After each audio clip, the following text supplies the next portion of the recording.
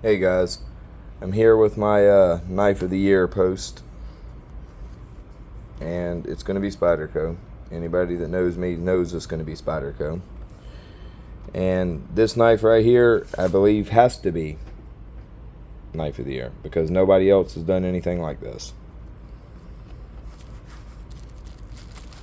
Like, no other company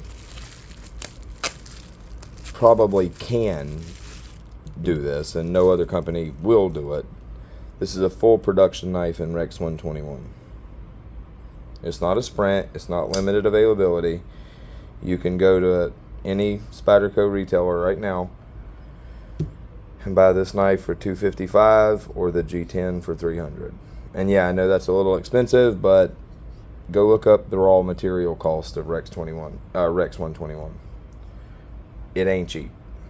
It's really not cheap, actually. And it's in the Sage platform, so you know it's going to be a great model.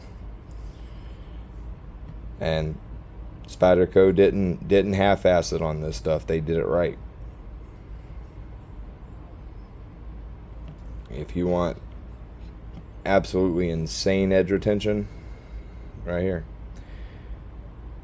The average person could probably go years on an edge with this stuff and never have to sharpen it. I mean, yeah, it's not going to keep no hair popping edge for years, but no steel will. And if you know, as long as it'll clean slice paper, that's a sharp edge. And like I said, the average person would probably not be able to dull this knife enough in 2 or 3 years to have to sharpen it. It'll maintain that paper slicing edge. It really is incredible stuff. And REX121, yes, it's not no tough steel by any means, but the edge retention really is ludicrous. Maximet is insane, and this stuff just blows it out the water. Like, how long it maintains that bite is crazy. Like, nothing else comes close to it. I have a lot of experience with it out, you know, just in custom knives and stuff, and it really is incredible. And this stuff right here feels as good as any of the custom stuff I've ever had in my hands.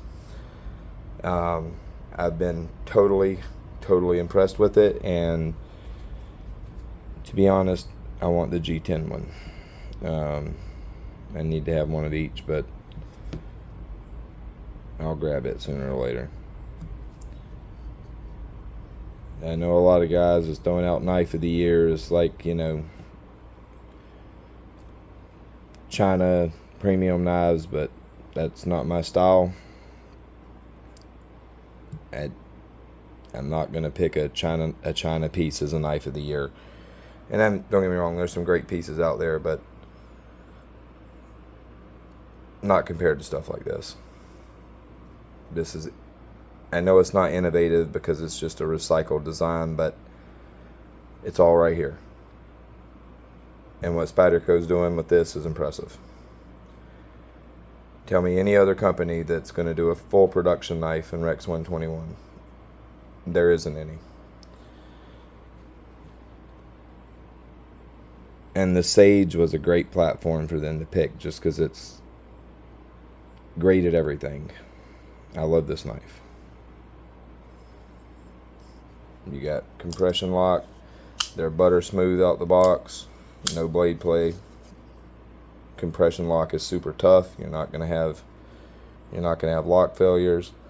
The Sage is a super comfortable knife. That finger choil is perfect. This knife was made to be used with the finger choil, and it just works. It's bi-directional texturing, like locks your hand in really tight. You're definitely not slipping with this knife. That thing really locks in your hand. Sorry, I didn't mean to move the tripod. You won't ever have to worry about grip with this stuff. And I know a lot of people think FRM feels cheap. Personally, I love it. I don't think it feels cheap at all. It's very functional. Anyways, if you want the longest edge retention steel on them, there is in a production knife. Well, let me rephrase that. If you want the longest edge retention steel that you can get, period, REX121. If you want it in a production knife, this is your only option, and probably will be your only option for a long time. Unless Eric does one of these in a Manix 2, which would make me the happiest person in the world, or a PM2. I really hope they don't stop working with REX121 and only do it in this model. I hope they do it Manix, PM2, native. That would be freaking awesome, but yeah, I don't think that'll happen. But I will be happy with the Sage one way or the other. It's neat having some Spyderco REX121.